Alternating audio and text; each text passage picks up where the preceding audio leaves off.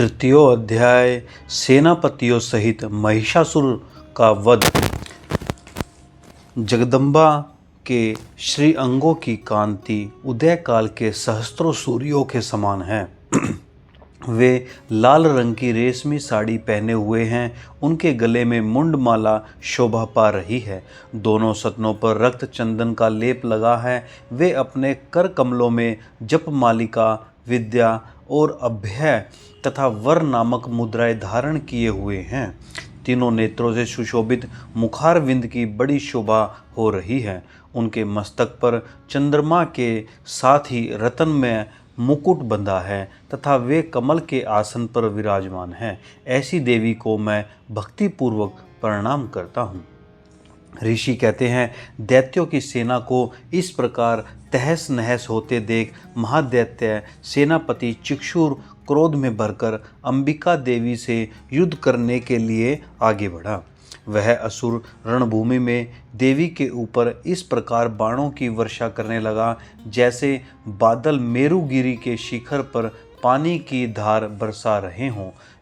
तब देवी ने अपने बाणों से उसके बाण समूह को अनायास ही काटकर उसके घोड़ों और सारथियों को भी मार डाला। साथ ही उसके धनुष तथा अत्यंत ऊंची ध्वजा को भी तत्काल काट गिराया। धनुष कट जाने पर उसके अंगों को अपने बाणों से बींध डाला। धनुष, रथ, घोड़े और सारथी के नष्ट हो जाने पर वह असुर ढाल और तलवार लेकर देवी की ओर दौड़ा। उसने तीखी धार वाली तलवार से सिंह के मस्तक पर चोट करके देवी की भी बाईं भुजा में बड़े वेग से प्रहार किया। राजन, देवी की बांह पर पहुँचते ही वह तलवार टूट गई। फिर तो क्रोध से लाल आंखें करके उस राक्षस ने शूल हाथ में लिया और उसे उस महादैत्य ने भगवती भद्रकाली के ऊपर चलाया। वह शूल आकाश से गिरते ही सूर्यमंडल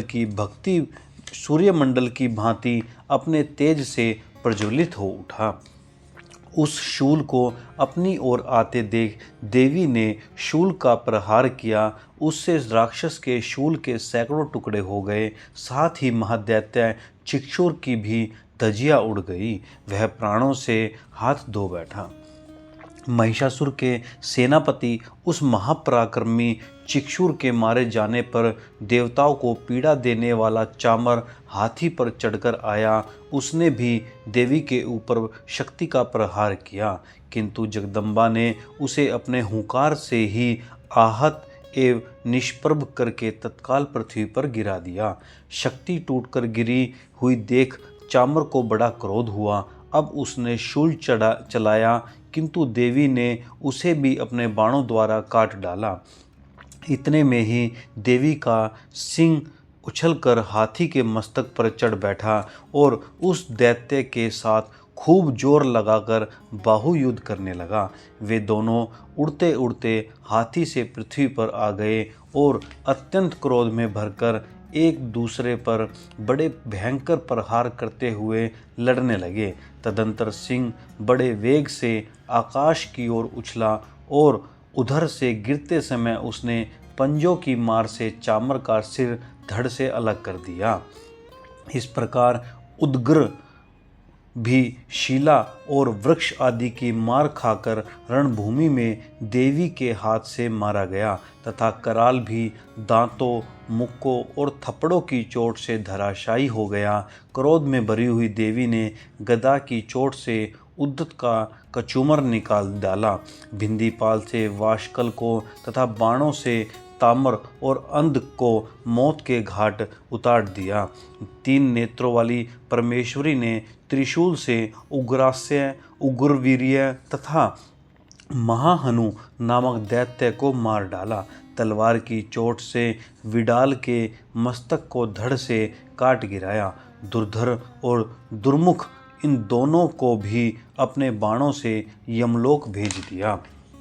इस प्रकार अपनी सेना का संहार होता देख महिषासुर ने भैंसे का रूप धारण करके देवी के गणों को त्रास देना आरंभ किया।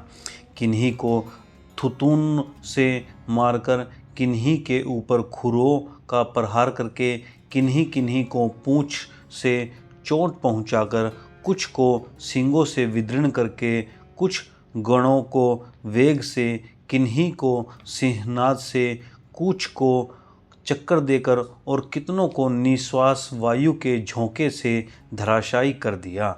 इस प्रकार गणों की सेना को गिराकर वह असुर महादेवी के सिंह को मारने के लिए झपटा। इससे जगदम्बा को बड़ा क्रोध हुआ। उधर महापराक्रमी महिषासुर भी क्रोध में भरकर धरती को खुरों से खोदने लगा तथा अपने सींगों से ऊंचे ऊंचे पर्वतों को उठाकर फेंकने और गरजने लगा। उसके वेग से चक्कर देने के कारण पृथ्वी शुद्ध होकर फटने लगी। उसकी पूंछ से टकराकर समुद्र सब ओर से धरती को डुबाने लगा। हिलते हुए सिंगों के आघात से विदीर्ण होकर बादलों के टुकड़े टुकड़े हो गए। उसके श्वास की प्रचंड वायु के वेग से उड़े हुए सैकड़ों पर्वत आकाश से गिरने लगे। इस प्रकार क्रोध में भरे हुए उस महादैत्य को अपनी ओर आते देख चंडिका ने उसका वध करने के लिए महान क्रोध किया। उन्होंने पाश फेंक कर उस महान असुर को बांध दिया। उस महासंग्राम में बंध जाने पर उसने भैंसे का रूप त्याग दिया और तत्काल सिंह के रूप में वह प्रकट हो गया। उस अवस्था में जगदम्बा ज्यों ही उसका मस्तक काटने के लिए उद्यत हुई, त्यों ही वह खड्गधारी पुरुष के रूप में दिखाई देने लगा। तब देवी ने तुरंत ही बाणों की वर्षा करके ढाल और तलवार के साथ उस पुरुष को भी बींध डाला। इतने में ही वह महान गजराज के रूप में परिणित हो गया तथा अपनी सूंड से देवी के विशाल सिंह को खींचने और गरजने लगा। खींचते समय देवी ने तलवार से उसकी सूंड काट डाली। तब उस महादैत्य ने पुनः भैंसे का शरीर धारण कर लिया और पहले की ही भांति चराचर प्राणियों सहित तीनों लोकों को व्याकुल करने लगा।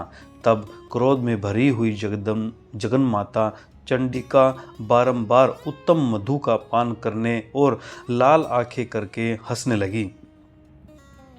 उधर वह बल और पराक्रम के मद से उन्मत्त हुआ राक्षस गरजने लगा और अपने सींगों से चंडी के ऊपर पर्वतों को फेंकने लगा। उस समय देवी ने अपने बाणों के समूह से उसके फेंके हुए पर्वतों को चूर्ण करती हुई बोली। बोलते समय उनकी मुख मधु के मद से लाल हो रहा था और वाणी लड़खड़ा रही थी। देवी ने कहा, ओ मूढ़, मैं जब तक मधु पीती हूँ तब तक तू क्षण भर के लिए खूब गरज ले। मेरे हाथ से यहीं तेरी मृत्यु हो जाने पर अब शीघ्र ही देवता भी गर्जना करेंगे। ऋषि कहते हैं, यों कहकर देवी उछली और उस महादैत्य के ऊपर चढ़ गई। फिर अपने पैर से उसे दबाकर उन्होंने शूल से उसके कंठ में आघात किया। उनके पैर से दबा होने पर भी महिषासुर अपने मुख से दूसरे रूप में बाहर होने लगा। अभी आधे शरीर से ही वह बाहर निकलने पाया था कि देवी ने अपने प्रभाव से उसे रोक दिया। आधा निकला होने पर भी वह महादैत्य देवी से युद्ध करने लगा। तब देवी ने बहुत बड़ी तलवार से उसका मस्तक काट गिराया। फिर तो हाहाकार करती हुई दैत्यों की सारी सेना भाग गई तथा संपूर्ण देवता अत्यंत प्रसन्न हो गए। देवताओं ने दिव्य महिषासुर के साथ दुर्गा देवी का सत्वन किया। गंधर्वराज गाने लगे तथा अप्सराएं नृत्य करने लगी।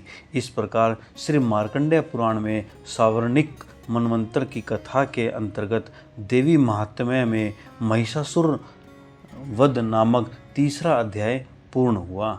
जगदम जगदम जगदम। नमस्कार साथियों, अब आप हमें कमेंट करके नीचे ज़रूर बताएं कि आपको हमारी वीडियो कैसी लगी। अगर अच्छी लगी है तो एक प्यारा सा कमेंट माता रानी के नाम जरूर कीजिए और हाँ, चैनल को सब्सक्राइब करके बेल आइकन को दबाना बिल्कुल भी न भूलें ताकि भविष्य में हमारी आने वाली वीडियोज़ के नोटिफिकेशन सबसे पहले आपको मिलता रहे। धन्यवाद। जय माता की।